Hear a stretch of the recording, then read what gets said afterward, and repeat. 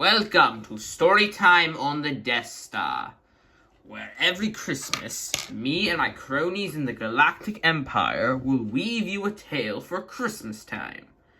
This year's story is apparently one of the greatest stories of all time. How the Grinch Stole Christmas by Dr. Seuss.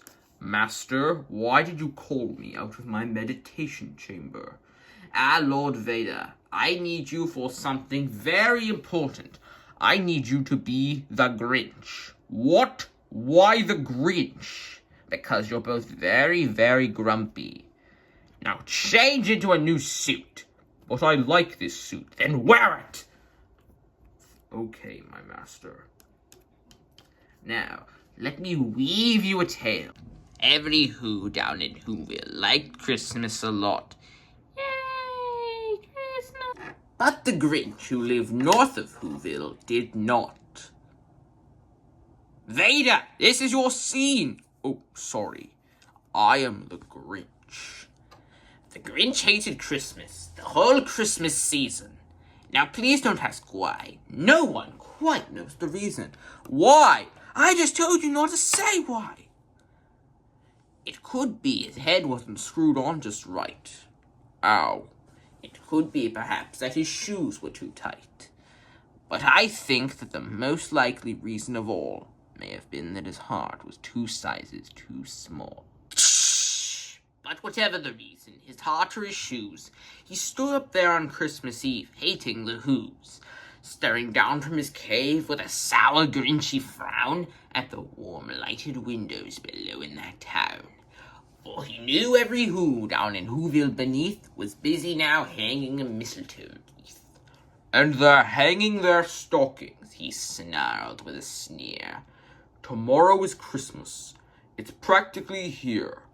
Then he growled with his Grinch fingers, nervously drumming, I must find some way to keep Christmas from coming.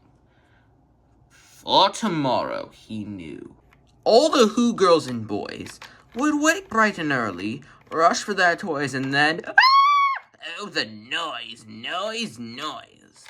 That's one thing he hated, in fact. All the noise. Then the Whos, young and old, would sit down to a feast. And they'd feast, and they'd feast, and they'd feast. They'd feast on Who pudding and rare Who roast beast, which was something the Grinch could not stand in the least. And then they'd do something he liked least of all. Every Who down in Whoville, the tall and the small, would stand close together.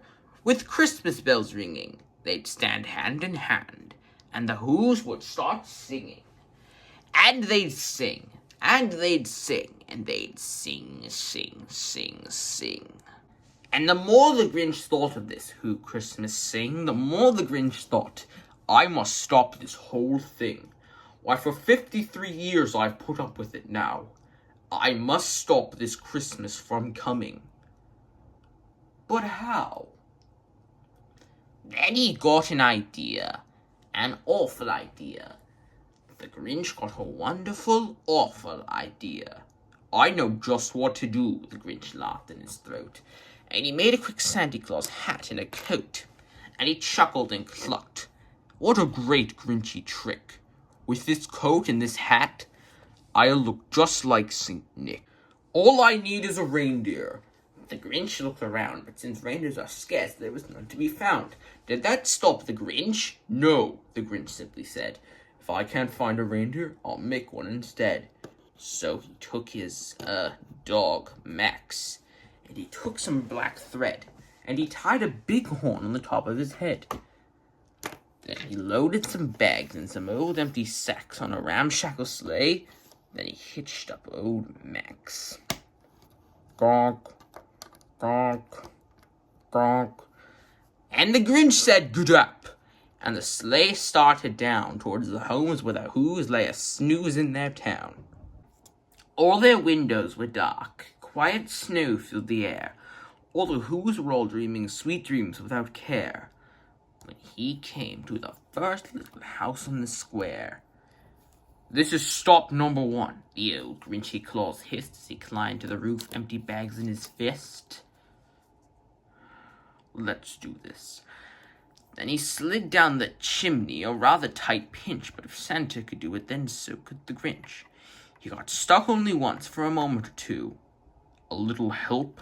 Then he stuck his head out of the fireplace flue where the little Who stockings hung all in a row. These stockings, he grinned, are the first things to go. Then he slithered and slunk with a smile very unpleasant around the whole room, and he took every present. Pop guns, bicycles, roller skates, drums, checkerboards, tricycles, popcorn, and plums. He stuffed them in bags, and the Grinch very nimbly stuffed all these bags, one by one, up the chimney. Then he slunk to the icebox. He took the Who's feast. He took the Who pudding. He took the roast beast. He cleaned out the icebox as quick as a flash. Why, that Grinch even took the last can of Who hash. Then he stuffed all the food up the chimney with glee. And now, grinned the Grinch, I will stuff up the tree. As the Grinch took the tree, as he started to shove, he heard a small sound like the coo of a dove. I swear, if this is another rat. He turned around fast, and he saw a small Who, little Cindy Lou who was no more than 2. The Grinch had been startled by this tiny Who daughter who got out of bed for a cup of cold water. She stared at the Grinch and said, What my counterpart meant to say was, Santa Claus, why? Why are you taking our Christmas tree? Why? But you know, that old Grinch was so smart and so slick. He thought up a lie, and he thought it up quick. Why, my sweet little tot, the fake Santa Claus lied. There's a light on this tree that won't light on one side. So I'm taking it home to my workshop, my dears. I'll fix it up there, and I'll bring it back here. His fib fooled the child. Then he patted their heads, and he got them a drink and sent them to bed. Come on, Aunt, you need an oil bath. And when Cindy Lou Who was in bed with her cup, he crept to the chimney and stuffed the tree up. The last thing he took was the log for their fire. Then he went up the chimney himself, the old liar. On their walls he left nothing but hooks and some wire. And the one speck of food that he left in their house was a crumb that was even too small for a mouse. Then he did the same thing to the other Who's houses, leaving crumbs much too small for the other Who's mouses. Oh, man! It was 1:15 dawn, all the Who's still abed, all the Who's still a snooze, when he packed up his sled, packed it up with the presents, the ribbons, the wrappings, the tags and the tinsel, the triggers and the trappings. 3,000 feet up the side of Mount Crumpet, he rode with his load to the tip-top to dump it. Pooh-pooh to the Who's, he was grinchily humming. They're finding now that no Christmas is coming. They're just waking up. I know just what they'll do. Their mouths will hang open a minute or two, then the Who's down in Whoville will all cry boo-hoo. That's a noise, grinned the Grinch, that I simply must hear. Then he paused, and the Grinch put a hand to his ear, and he did hear a sound rising over the snow.